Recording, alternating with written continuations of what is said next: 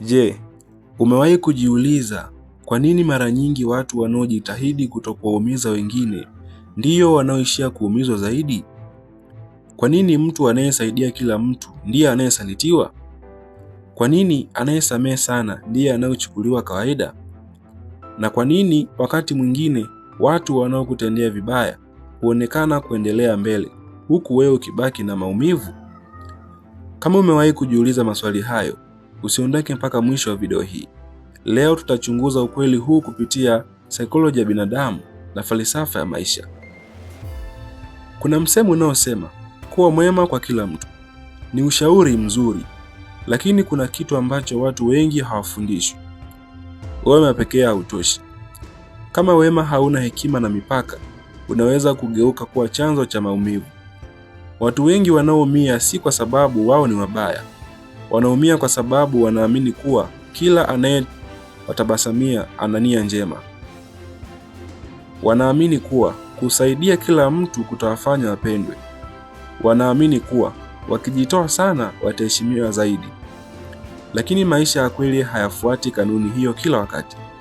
Saikolojia inaonyesha kuwa baadhi ya watu wanaweza kuzoea kile wanachopewa mara kwa mara na kuanza kukiona kama jambo la kawaida badala ya zawadi. Ndiyo maana mtu anaweza kujikuta akitoa kila kitu, lakini bado asithaminiwe. Hebu fikiria kijana mmoja. Tutamuita Daniel. Daniel alikuwa mtu ambaye kila mtu alimpenda. Alikuwa wa kwanza kusaidia.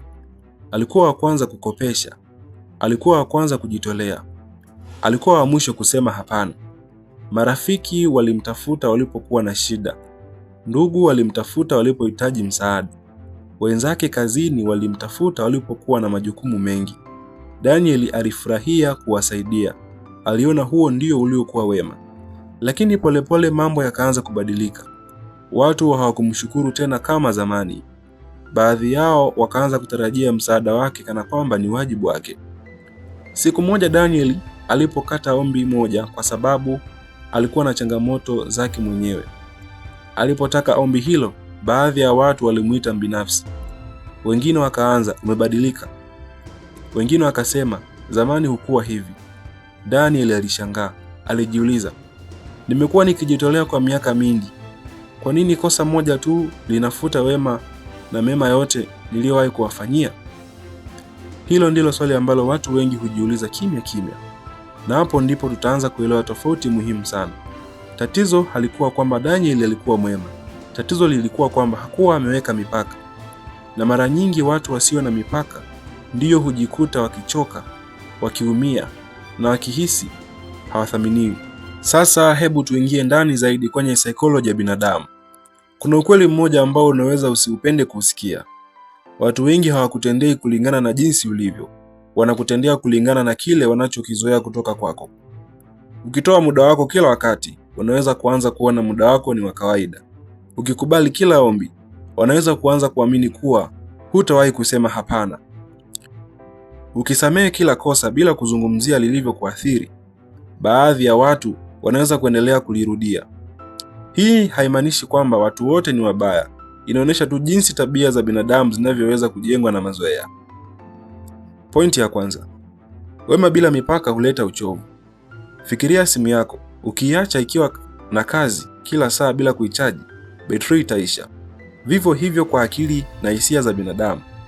Ukijitoa kila wakati bila kupumzika, bila kuweka mipaka, unaweza kujikuta umechoka, unahisi hasira au unahisi hakuna anayekuthamini.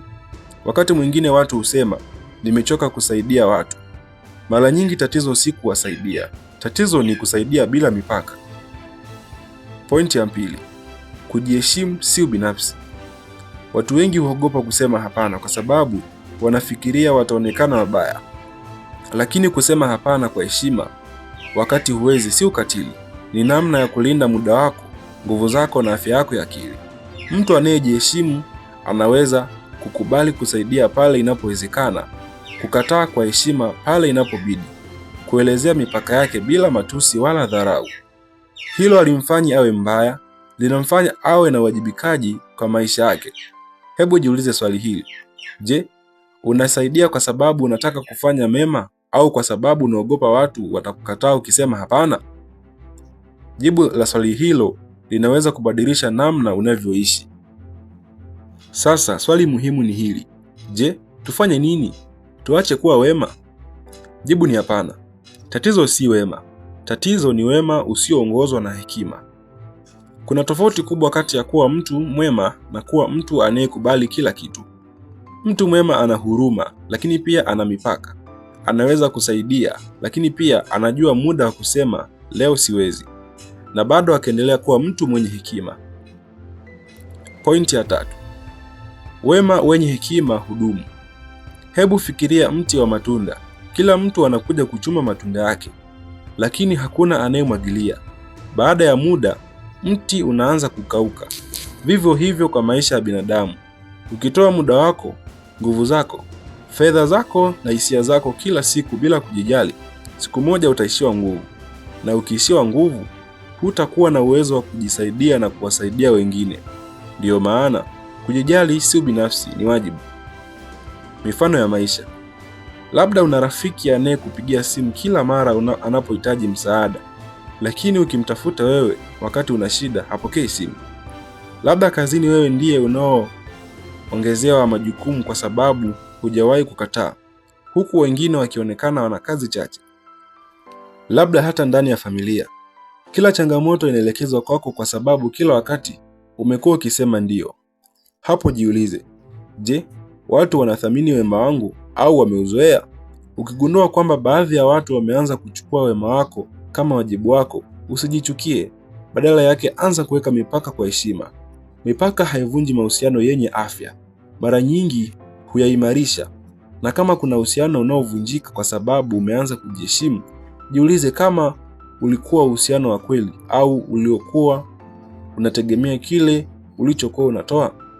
Somo la maisha.